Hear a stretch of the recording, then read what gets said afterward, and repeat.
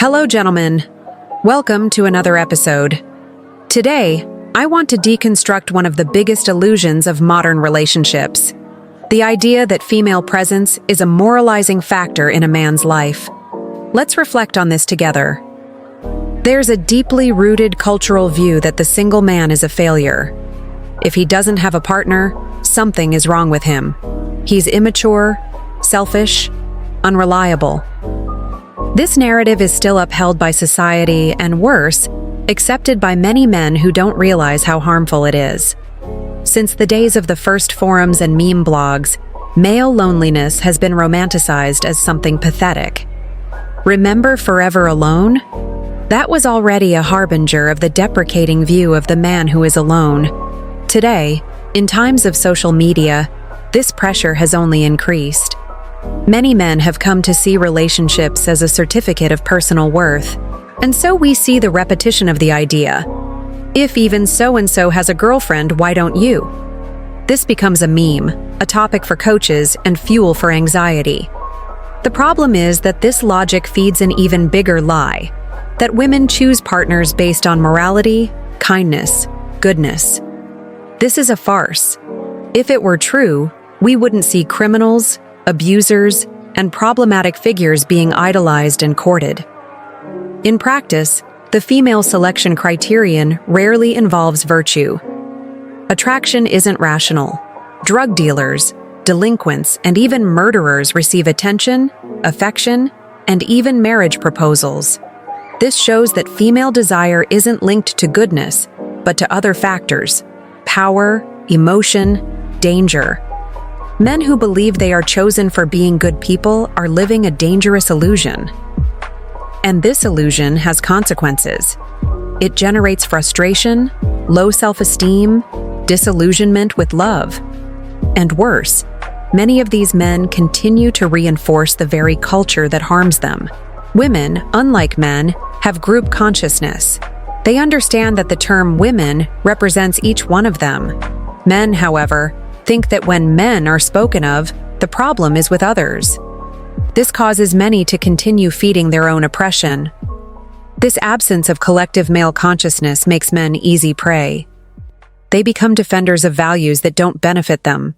They defend the idea that a partner is a sign of personal evolution, when, in reality, this only makes them dependent on external approval. At the same time, the cultural pressure that existed on women to marry young, maintain virginity, or form a family has practically disappeared.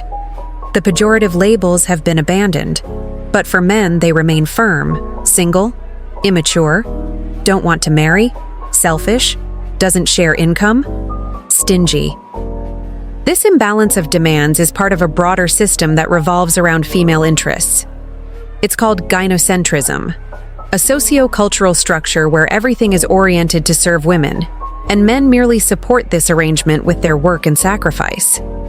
Men themselves validate this system when they continue to act as unconditional providers, even without receiving reciprocity. Chivalry, kindness, and emotional effort without return are the norm for many. It's necessary to break this cycle. It starts by rejecting the idea that a relationship is a kind of existential validation. Having a girlfriend doesn't make you better. Not having one doesn't make you worse. A woman isn't a prize for good conduct.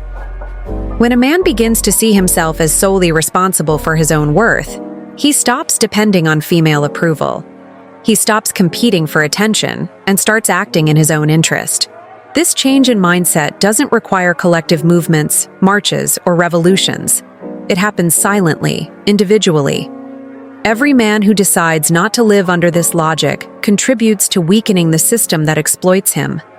Simple attitudes like ceasing to romanticize women, stopping overestimating them, or simply not acting as an emotional servant are already powerful.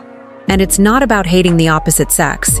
It's about preserving oneself. Many groups that emerged to defend men's rights failed precisely because they allowed the infiltration of female interests. Men began to attack each other to please women present in those spaces. This is a symptom of a lack of solid masculine identity. Exclusively male spaces are important for this reconstruction to happen. But even that is difficult. because all it takes is one woman, or even a fake profile, to completely divert the focus of the conversation. Men need to recognize that they are not obligated to support structures that do not benefit them. If feminism is funded by taxes, and most taxes come from male labor, then the man who awakens and stops supporting this is already doing a lot. And no, it's not about sex war. It's about waking up to the fact that the dominant culture is hostile to the traditional man. The old model of the protective husband and father has been discarded, but the demands on men remain the same. Therefore, gentlemen, the message is simple. Stop believing that a woman will save you, improve you, or make you a better man. This thought doesn't help you, it traps you. Be autonomous, think for yourself, and above all, live for yourself. Thank you very much for watching. May wisdom and consciousness always be with you. See you in the next video.